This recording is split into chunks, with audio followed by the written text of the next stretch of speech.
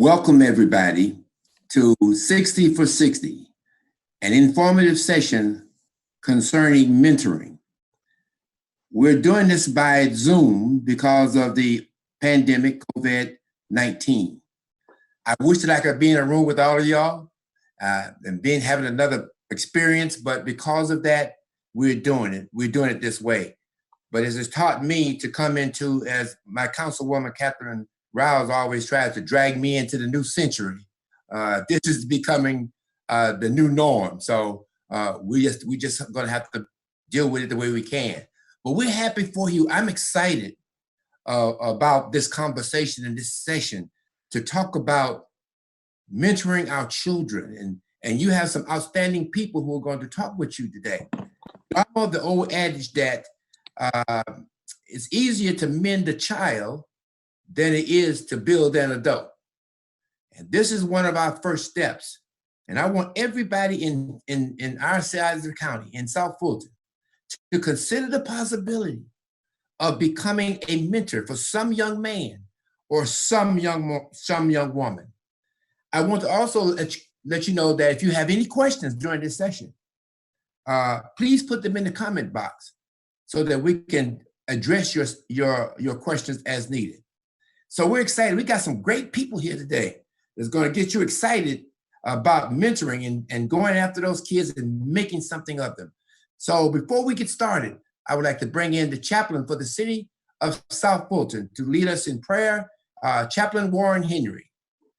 Good evening. Thank you, Mr. Mayor. It's an honor to be here, and congratulations with this wonderful, informative session for mentoring. I just want to put our thoughts together for prayer as we prepare ourselves. The number 60 means love. The number 60 also means nurturing. It means home, but more than that, the number 60 means family, relationship. And that's what this is all about. So with those four things in mind, let us pray. We are forever grateful for the many things that's happening in the city of South Fulton, an inspiring city that launches new ideas, new thoughts, new purpose, new meanings, new visions, things that are always designed to touch hearts and make difference and changes in people's lives. So we ask you to bless everything that is said during this time, every heart that would be tuning in and listening. But oh God, touch a heart, turn a heart, change a heart, because at the end of it, we want our children to be mentored. So we claim it, and it is Jesus' name we pray. Amen. Thank you so much, Pastor. You're welcome. We appreciate that word of prayer. Let me tell you, I'm excited. Let's kind of get right into this. And the first thing we're going to do is have a conversation about, how to become a mentor. And I think that's very, very important. We tell you that you want to be a mentor, but how do I become a mentor? And I'm proud to bring in Mr. Kwame Johnson, who is going to have a discussion on that issue. Kwame? Thank you, and good evening, everyone. Just want to first thank Mayor Bill Elbridge for allowing this partnership to take place. I remember a few months ago when we first started having these conversations, and we talked about the 200 or so kids we have on a waiting list in South Fulton. And you dived right in and said, I'm on board. How can I help? And we greatly appreciate that. So everyone, I'm Kwame Johnson, President and CEO of Big Brothers Big Sisters. Happy to be here with a number of great leaders throughout the community to talk about the importance of mentorship. None of us got here to where we are today without having a mentor in your life. It's very important that we give back and we help young people, and particularly those who've made it through challenging times and have become someone and made it the best of their life. We mentor about 1,500 young people across all 12 counties here in Metro Atlanta. We've been here 60 years. This is actually our 60-year anniversary, and that's how we came up with the challenge 60 for 60. We're looking to recruit 60 mentors, men and women who want to give back and help a young person. It's super important. As you can imagine right now, young people and families all across this country are going through tough times. And you can imagine being a young person who may be living in a disruptive home or a neglected home and not having an outlet, someone to reach out to, someone to be supportive to you. So it's more than ever important to become mentors. We have a team of staff who are fully engaged, continuing to work through the crisis. We're right on the front line of all of this. We're fielding calls every day from families facing various challenges, whether it be food, housing, clothing, and we're there to meet that need. And we also have parents calling in, asking for mentors for their children. So the purpose of today's meeting is to make sure that you all know what it takes to become a mentor, make sure that you understand all the different parameters and requirements, because we need you. We need everyone to step up during this time to really lean in to help young people. The word mentor does not exist in Spanish. Mentorship is not a word in the Spanish dictionary. And you may be thinking, why is that? And it's because they don't need the word. The word is replaced by family. You've heard that it takes a village to raise a community, and that's what we're talking about today. How about we make the word mentorship go away in our community, where we all lean in? This is part of what we do. This is part of our culture, it's part of our community. And that's what we're here to talk about today. So I'm going to pass the mic to my colleague and all-star leader, Juliet, who's our manager of recruitment, who's going to go through just all the details that you need to know about mentoring. But I'll say again, we have about 200 young people on a waiting list. Some of those young people have been on the waiting list for over a year. And we want to make sure we meet that need and get more mentors to sign up to be a part of this today. So with that, I'll thank you all, and I'll turn it over to Juliet. Thank you, Kwame, for passing the mic to me. Again, my name is Juliet Udoju. I'm the volunteer recruitment manager at Big Brothers Big Sisters. So what I'm going to do here, I'm just going to discuss what it is to be a mentor, the kids that we serve, and why it's so important for this work. We have the screen here, so just feel free to follow along. So our mission is to create one-to-one relationships to ignite the power and the promise of the youth that we serve. Big Brothers Big Sisters, we focus on one-to-one mentorships. We know that other organizations may focus on group mentorship, but at Big Brothers Big Sisters, we focus on one-to-one mentorship because studies have shown that the impact is larger, especially if that child does not get the attention or that interaction that he or she may need from school, at home, or in the community. So we focus on the one-to-one mentorship at Big Brothers Big Sisters. So fostering responsibility. So, we just ask you to, have fun with the kids, demonstrate leadership, and find things that you like to do with the little. When we go through the slide, we're going to talk about our matching process and how, we work within our team to make sure that we are creating a great match, because what we are trying to create in this child's life is stabilities. So when we do our match process, we want to make sure that we're finding a connection to make sure these matches and this relationship last. So what it is to become a volunteer, it's pretty simple. We just ask you to spend at least twice a month with your little, just twice a month. Figuring out things that you guys like to do together. I like to say that as a volunteer, we do not want you to come into this organization and make new time. We ask you to share time. Figure out things that you may like to do in your life. Figure out things that you may like to do on the weekends. For a lot of us, we grocery shop, we run errands. Think about on Saturdays how you have to go to the grocery store or to Target. Take your little with you. A lot of kids, they learn by exposure. So a trip to a grocery store may be minute to you, but to them, that's in a different part of Atlanta. You could tell your little, hey, we're going to go to the store for 50 minutes with $50. At that point, you teach your little not only time management, but how to budget. And while you and your little are walking up the down the aisles, you're getting that, he or she's getting that one-to-one attention that he may really, really deserve and want. We ask you to engage into this match relationship for at least a year.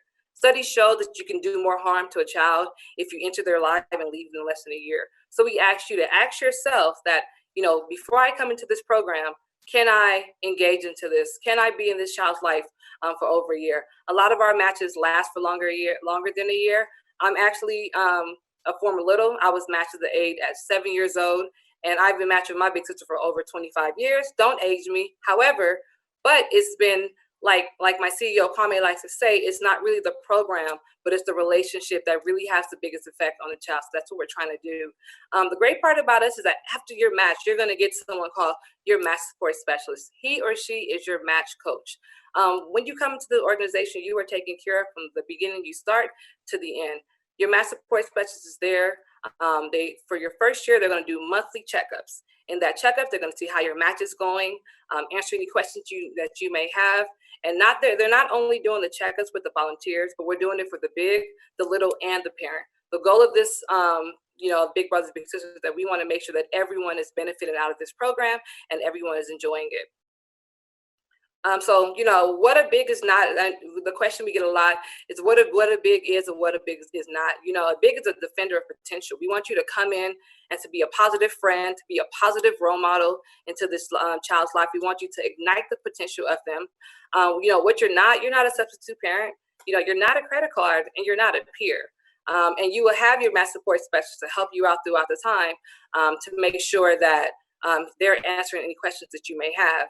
We just ask that our volunteers that you live in the same area for about a year, right? Because again, like I said previously, we want to make sure that you're not going to come into this child's life and leave for a year. So if you think that you're going to be moving because of a job or for anything else, we ask that, you find the time that works best for you.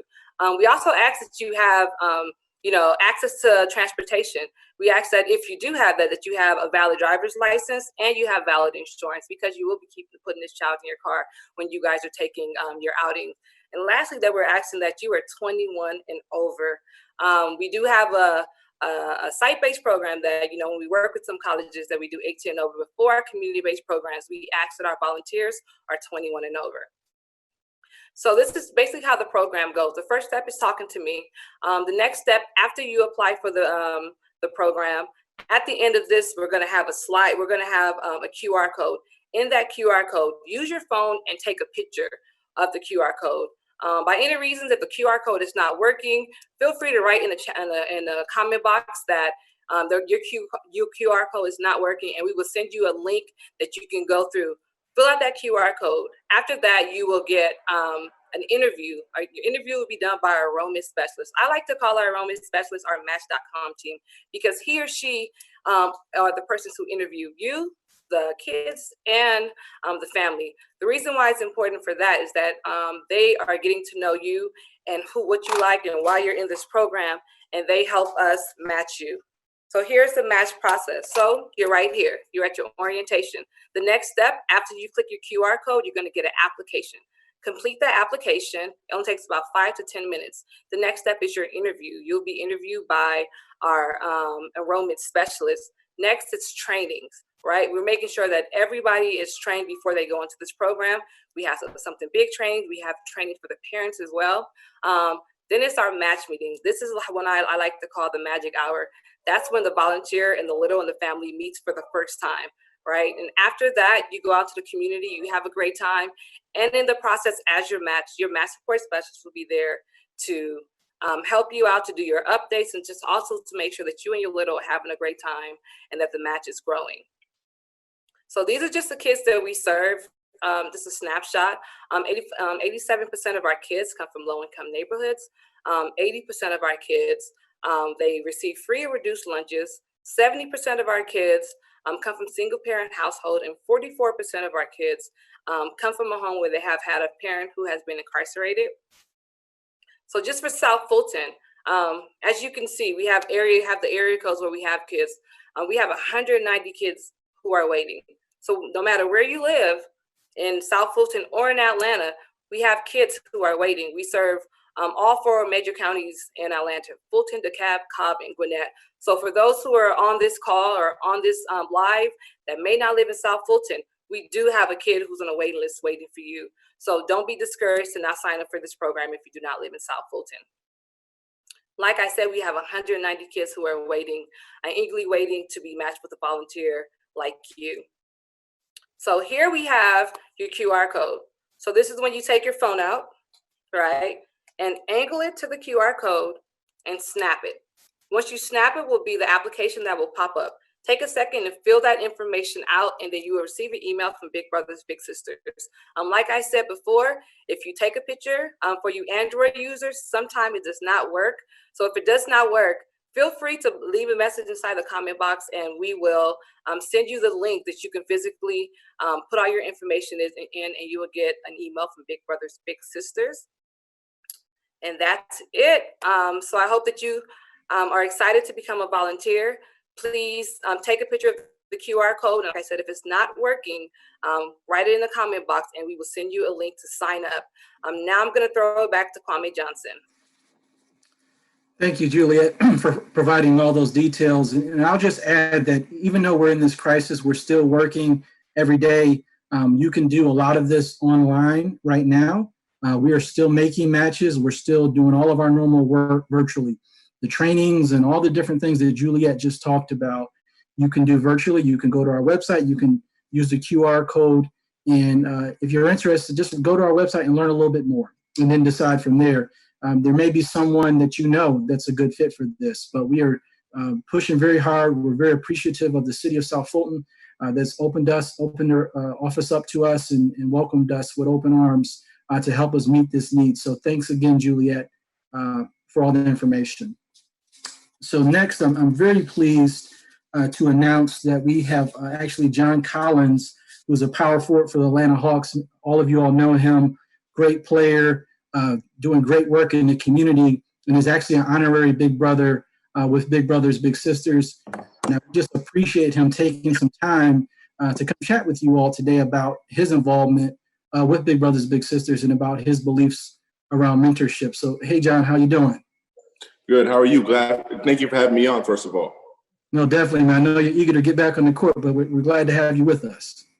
Yeah, always, eager to get back on the court. Obviously, tough times in front of us right now, so we're gonna do our best to get past it. So, definitely. So, just want to, sort of have a conversation with you about mentorship and go through a few questions. But I guess for starters, tell everybody a little bit about yourself and why mentoring is important to you. Yeah. So, obviously, you gave me a little bit of an intro. So, my name is John Collins. I'm power forward for the Atlanta Hawks. I attended Wake Forest University. I'm originally from West Palm Beach, Florida, which, obviously is kind of a tricky story when you start. I'm a military kid. So I'm from a dual military household. My mother did 20 plus years in the Air Force. My father did 20 plus years in the Navy. So had a chance to travel a lot as a child. So for me, having a mentor was never really a tangible thing, as I was moving around a lot and I didn't really have, a stationary place to truly call home. So I sort of missed out on opportunities to sort of have that figure, that big brother figure, big sister figure. So it's definitely something that is weighing on me as I get older, and I have a ability to impact the younger generation. So. Definitely. Yeah. I played sports growing up. I ran track. I wanted to play ball and make it to where you made it, but that wasn't in the mix. I don't think I was tall enough, but I loved the sport. But I excelled in track, and my track coach was actually my mentor and, helped me through tough times when I went to jail and all these different things I went through as a young person to, get to where I am today, to lead a large organization trying to help young people not make some of the bad decisions I made. You mentioned that, through your transition through high school and into the sports, that, there are different folks in your life. Were there any, coaches or folks that, played a mentorship role in your life that you can think about when you were growing up? Yeah, definitely. And just to clarify a little bit, I guess what I meant to say, I didn't have any mentors that were sort of near my age. All of my mentors were older men, obviously. So I felt like me looking up to just those men gave me a different perspective on who to look up to and what values to have. But I'd say my biggest mentor is probably my what grade was this? Fourth grade basketball coach. This was back in McCord Air Force Base. Coach Roy Harms. So Coach, he was one of my biggest supporters. He gave me that figure. Obviously, my mom was in the military. Obviously, so was he.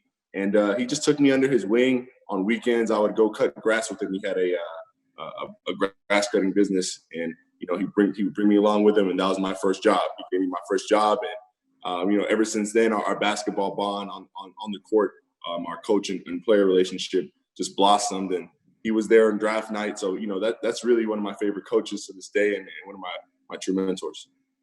Definitely, very powerful. I'm sure you've been watching the Michael Jordan special that's been going on over the past few weeks, and on the last series, it's just been an amazing series so far. But the topic of role models and mentorship came up, and it's special to me when I see folks like you. It's your celebrity and your status, athletes that are really leaning in and giving back. You're very busy. You're doing a lot of different things. What are your thoughts on why it's important for folks like you, with your audience and your network, to give back in the community? What are your thoughts around that? Yeah, I think for me personally, I never really had access to a person such as myself with the platform of being in the NBA and having millions of viewers and people that support me. So I feel like just knowing that I can affect a younger generation and giving them something that I didn't have, and hopefully, affecting their life in a better way than mine was, um, is really satisfying. As a young child, my mom working, all day. I spent, lots of time in, CDCs and boys and girls clubs. So I understand what it means to, be one of those kids who's sort of just waiting on their mom and dad to come home, or just waiting for something to happen, for somebody to look up to, for somebody to take and learn something from. So I just understand how important that is for a young child and just the growth and development for them. So I just feel like for me, it's just necessary. And, my mom raised a great son. So I feel like it's, just right for me to give back. Definitely. And I'm sure you've heard about all the statistics in Atlanta and in South Fulton around some of the challenges our families face. And when you dig into that data, you realize that the children that are hurting the most in our communities are young Black boys. And, I'm on a call right now with some powerful Black men who are doing great work and trying to do their part. I know that young people, in particular boys, need to see it to believe it. They learn by example. I think that's very important. What are your thoughts around the role that Black men in particular should play in mentorship of the youth? Yeah, especially in a city such as Atlanta, which, Black culture is prevalent throughout the entire city, almost dominates the entire city. I feel like it's only right. It's very important for, just Black faces to be looked at in the right way, in a positive way.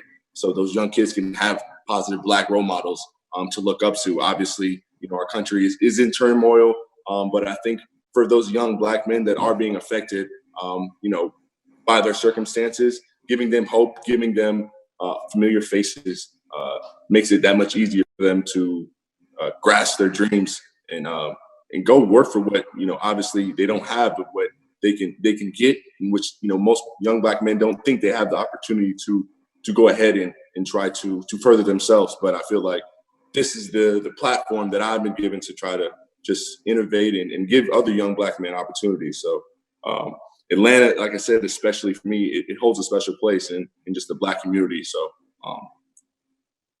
only right. I can't say enough. Definitely. You said one of my favorite words, which is hope. I think you hit it right on the head. Hope is one of the most powerful words in the dictionary. I've just seen so many young people in tough situations make it through because they were hopeful through a mentor relationship that their situation would change. The house they're growing up in, their neighborhood may not change, but they were hopeful through things they were exposed to that one day things would change. And I've seen a lot of kids just continue to push through. So I'm glad you brought up hope. Again, we appreciate you being a part of the work that we're doing. I know you've been in touch with us about some ideas you have, the ways you could give back to help some of our kids. I'd love for you to share with the viewers some of the things we're going to be doing together to give back and to support our bigs and littles. Obviously, yes, as we talked about before earlier in the, I guess, the PowerPoint discussion, I'm just going to be trying to do my best to reach out and create an impact for the young Black men, young Black kids in the city of Atlanta. I feel like that demographic is something that obviously we have a plethora of children everywhere that need and want help and want guidance and direction. So I think just our camaraderie, us working together. I know the Hawks will be involved a lot with our business transactions and deals going forward. So I always love to have them and have them on board. So I feel like for me, just being there and being present, being tangible for those kids, and them having to be able to really see me up close and up front in person is important for me, and lets them know that we are touchable, we are real people, and it just gives them a different sense and a grounding of reality for me, at least thinking about it as a kid, as a young Black man.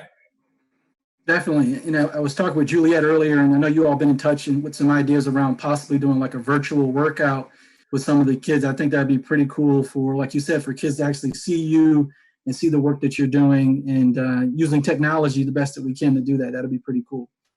Yes, obviously trying to use that technology to keep kids in shape. Obviously, a lot of kids around the country are staying inside right now, so getting kids active and doing it in a positive way. Hopefully, getting them to maybe be online with some other friends and just to do something positive, and hopefully on my end, I'll be able to brighten some days. Well, John, we again appreciate you, man. We appreciate you stepping up to be a part of the Big Brothers Big Sisters family. We look forward to doing more work with you to just help as many young people in this community that we can, whatever their goals are, reach those goals. So again, thank you for your time. And with that, I'm going to toss it back over to Juliet. No problem. Yes, thank you, John, again for hopping on. Thank you for everything that you have been doing for our matches. John didn't highlight all the amazing things that he has done. I don't think he highlighted that he is our honorary big brother. And not just that, in the past 2 years, John has sent three matches, last year to Philadelphia, this year to New York. And not only did he do that, he has sent the family. John, I don't know if you knew that the mom and son that you sent to New York this year, this was their first time ever on an airplane. And to start off their year with that, it was his birthday as well. So you only didn't gift him, you gifted the mother, and he still talks about it all the time.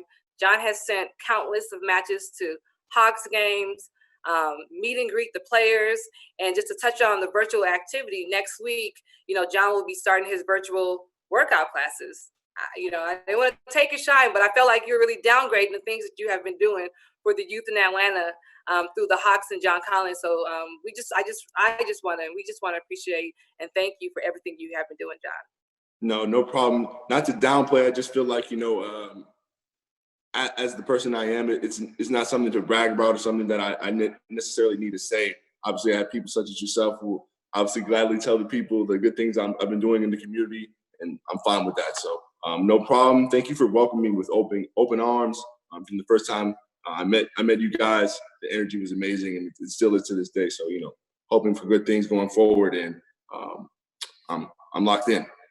All right, thank you, John. So now we just had John, our honorary big. So now we'll be chatting with Big Brother, amazing Big Brother, Mr. Terry Brantley. Hi, Terry. I think you're.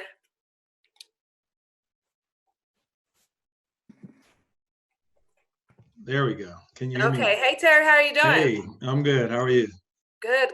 So thank you for joining. I thought it was very important to not only have an honorary big, but actually have an actual big brother who is out there impacting the life of his little, and not only a big brother from South Fulton.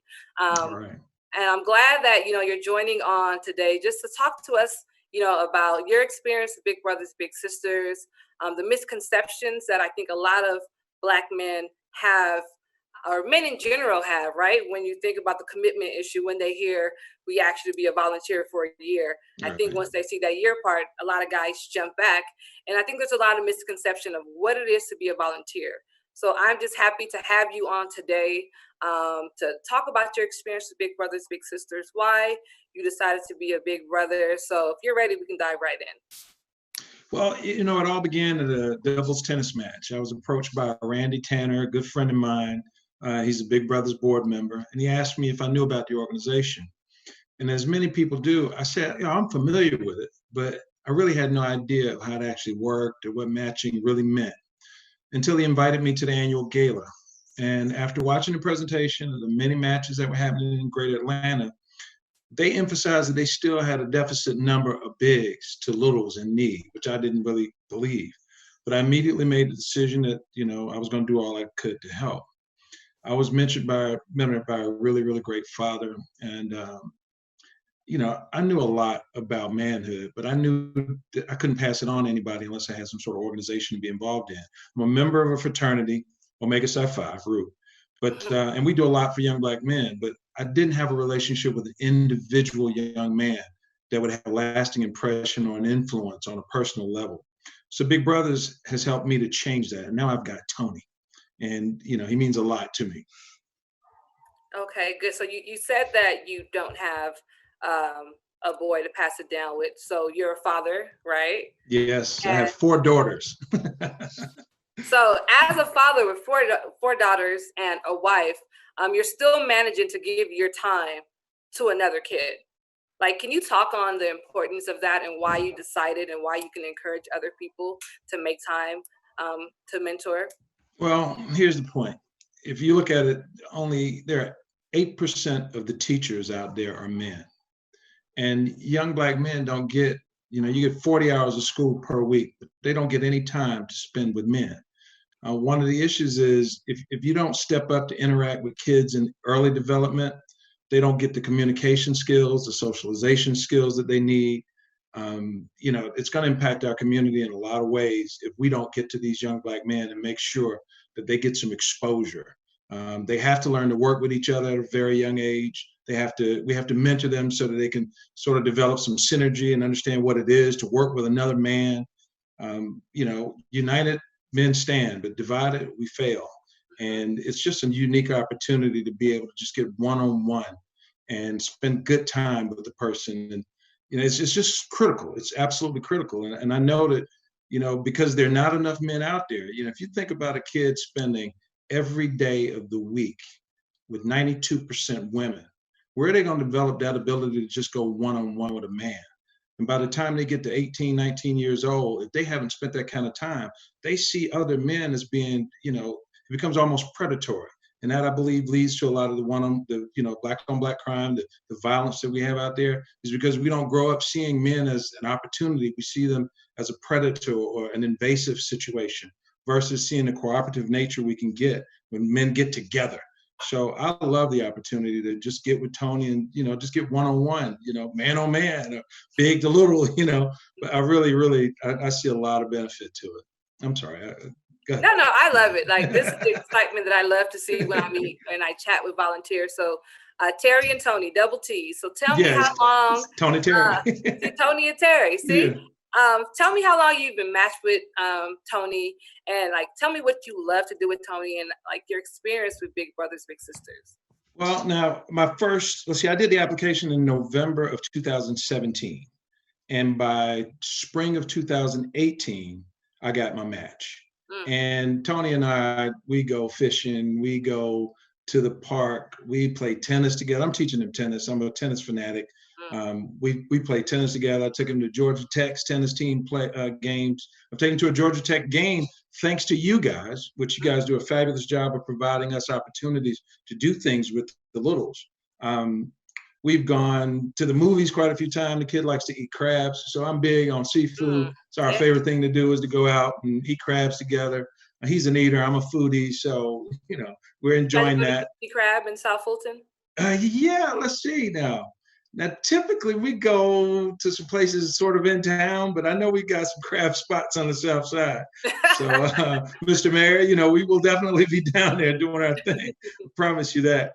But yeah, Tony and I we kind of get together and just kick it. I'll just be frank about it. It's just like an opportunity. So I get to sort of show what being a man is about and how fun it is to actually be a grown man with responsibilities. And I know that he really looks up to me. So we'll sometimes just ride in the car. We listen to music. I taught him how to play the drums on his legs. Wow. We've just done some really weird things together as big to little that he's not going to necessarily experience with anybody that's let their guard down. So I've really just created an environment for him where he can just have a good time with another man, And it sounds like, Tony, I'm sorry, Terry. See, I'm getting confused with all the T's. It sounds like it sounds like you signed up for this organization, right? Because you heard about it on Legacy. You was like, I want to give back, right? But it sounds like since you and Tony been matched, that he's been giving back to you. Like, he's impacting your life as well. Oh, God, yeah. Tony he keeps me in check. Meaning, before I get with Tony on any given time, the first thing I say to myself is, are you prepared? And are you about to lead? And are you going to create a good example? And when I'm not with Tony, I think about the things I do, and I ask myself, what would Tony think? It really, being that I'm raising 4 daughters, that's a whole subset of different issues. But when it comes to a young man, they will either despise you or they will aspire to be you. And I take the course of, I want this kid to want to be like me, which means I need to make sure I'm everything I can be. So the opportunity to do that, I appreciate Big Brothers for giving me an opportunity to have somebody that keeps me in check, that makes me aspire to be that person. So what it does, it goes both ways, quite frankly.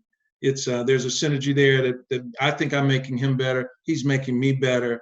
Hopefully we're making the organization better. I really like what it's doing to me. It's definitely making me be sure that I'm a great man to a young man. And I love you. Thank you for sharing that. The reason why I'm happy that you share that, because I think a lot of people signed up for this organization thinking about, how can I help the kid or how can I help the community?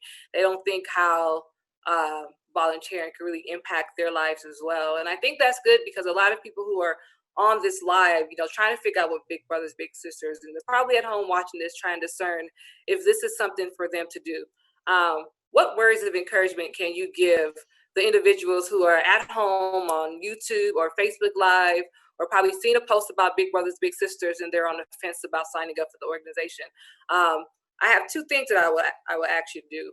One, if you can give some words of encouragement, and two, Kwame talked about our large number of boys who are on the waiting list, and our lack of men signing up, and not just our lack of men signing up, but our lack of African American men signing up. I hope I'm not giving you too much here to do, Terry.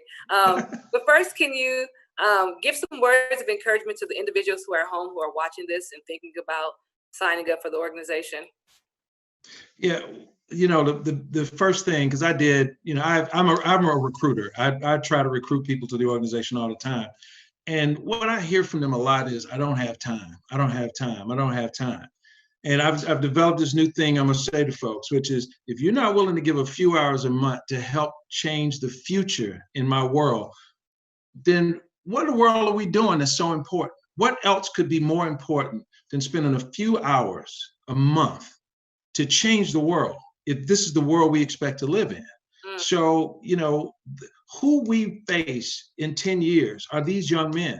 The person you walk into the store that you think you're afraid of, you could make a difference by simply taking the young man and saying, if each one of us makes one change, then technically the population will change in 10 years. So I just say to people, when you think you don't have time, what do you have time for then? If you got time to watch the game, guess what? You can watch it with a little. You got time to hang out with the boys playing basketball. Well, guess what? What do you think your little wants to do? He wants to go and play some basketball with you. So there are very few things that I found that I do in my life that I can't do with my little. So I find, I look for that companionship, and I find that they do also. So men have to acknowledge we spend a lot of time doing things that are solo, or we do for ourselves. We can do those things along with a little, but we can change somebody's life along the way. And that same person, hopefully, when you encounter that young black man 10 years from now, he's been impacted by a big, and it's a different encounter than what it could be by the one that hasn't ever been affected by a big. So I just think we owe it to ourselves, we owe it to our community for both reasons, for ourselves and for our community, to make a difference. And, and it's not that much of a commitment, a few hours. We've got that much time. What in the world are we doing? Terry, that was amazing. As a recruiter for Big Brothers, Big Sisters, if you wrote that down on a piece of paper, can you send that to me so that can be the call to action whenever I have my speeches? But again, Terry, we can't thank you enough for your efforts with your little, and what you're doing in the community. We hope that you can continue to encourage folks, especially men in your network, to sign up to be a volunteer. And we just thank you again from Big Brothers Big Sisters for all you do for the organization. And last thing, I never knew it was only a year. I thought it was a lifetime. Oh, Terry, I'm just saying. I've never heard that. Everything a year? It's only man, this is for life. No, thank y'all. It is, Terry. So and I think that's why I try to bring up my situation, because my big sister, she said that she was only signing up to be matched for a few years and did not expect to be with me for almost 25 years. I know I'm aging myself on here, but again, is that connection that that growth. She had 2 kids of her own, a husband, and I became like her 3rd child. So it's that relationship again that we create that has the biggest impact on the big and the little. So thank you again, Terry. Thank you. All right, perfect. So I think next I'm going to toss it to Councilwoman Rao. Oh, we're tossing it back to Mr. Johnson. Back to me. Well, thank you, everybody. Thank you, Terry, man. Listen, every time I get a chance to hear you, it just motivates me to do this work even more. We need more people like you, man. I got to figure out a way to duplicate you. You know, we both got the bald heads. It must be something in common, you know, but I appreciate you, man, for all you're doing. Juliet, thank you for going through all the questions and everything. And I think at this time, we're going to bring back on Mayor Edwards and Councilwoman Rawa, who've just been very helpful, and we appreciate the partnership, everything you all have done. Again, you've gone all in to help us. As soon as we brought the challenge to you guys of what we were facing in South Fulton, you stepped up right away, opened up your doors, opened up resources, and we really appreciate that. Hey, can you hear me? Mm-hmm. Let me first say that I want to really thank Carmi and Juliet for all the work that you've done. I was excited when I was told by Councilwoman Rao that this is something we need to be a part of. And when talking to you all for a few minutes, I knew that was exactly where we need to be. This has been inspiring. This has been motivating. Terry, I need to put you on city council or something. But to you, your comments are just so motivating, especially when you say not only for a year, but for a lifetime. And I think that's kind of where we are. There should not be 190 children in South Fulton that's listed as waiting. Those kids need to be brought into the program. We need to find the big brothers and big sisters to come in and assist those kids. 3 things I did here that's weighed heavy on my heart. One was the word commitment. And I think that's pivotal. Not only just a year, but be Terry Brantley and do it for a lifetime. The other word was relationship. I think that's pivotal, that there's got to be a relationship between you and the person that is chose for you to be a little brother. And lastly, the word leadership.